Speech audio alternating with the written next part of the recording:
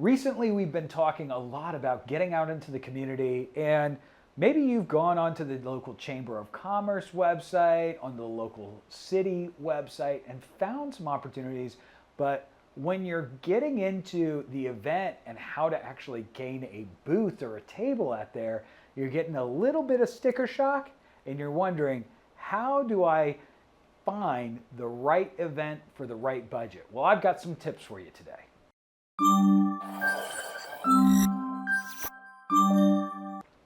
Welcome to the Marketing Minute. Let's say you are looking and trying to decide between different events and you're wondering, hey, is this worth it based off of what you maybe saw on a website where it said, hey, booth costs, maybe they're expensive, maybe they're $500, $1,000. Well, here's how I would decide if I was trying to make a decision on which events to go to, and especially if it's a high cost event.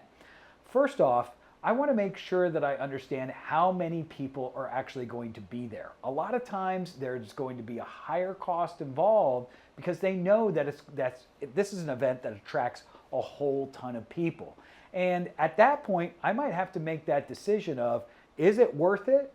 And should I actually bring in a fellow agent? The last thing you want to do is actually be overwhelmed at your booth and not have a support system, and somebody who might have actually been a great lead ends up not hanging around because you're distracted with another person. Now, teaming up, getting a fellow agent or two could actually end up lowering the cost for you as well, as far as that booth cost, right? Cutting it at half, cutting it into a third. So that could definitely help with your budget as well. The second thing that I would discover is, who is that target audience for the actual event? If they are a higher end clientele, then most likely the cost of that booth is going to be higher.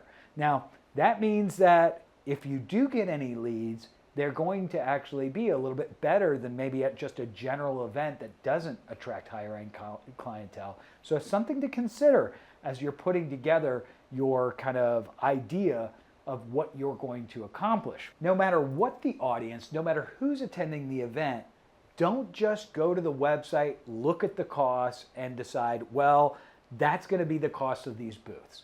Instead, make sure to make the call. Here's a few reasons why.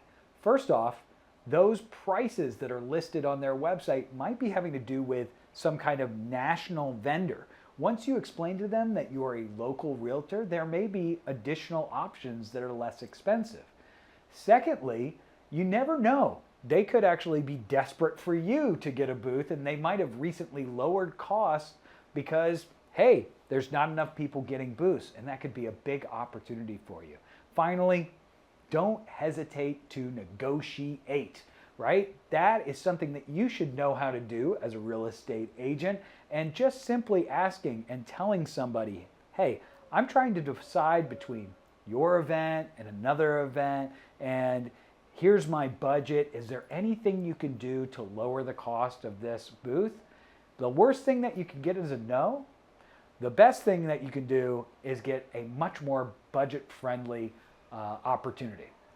So, a few things that you should definitely consider when you are actually picking and choosing your events, especially when it comes to costs, is the fact that, number one, is the audience right? And are there going to be a whole bunch of people there? And would that increase the amount of lead opportunities?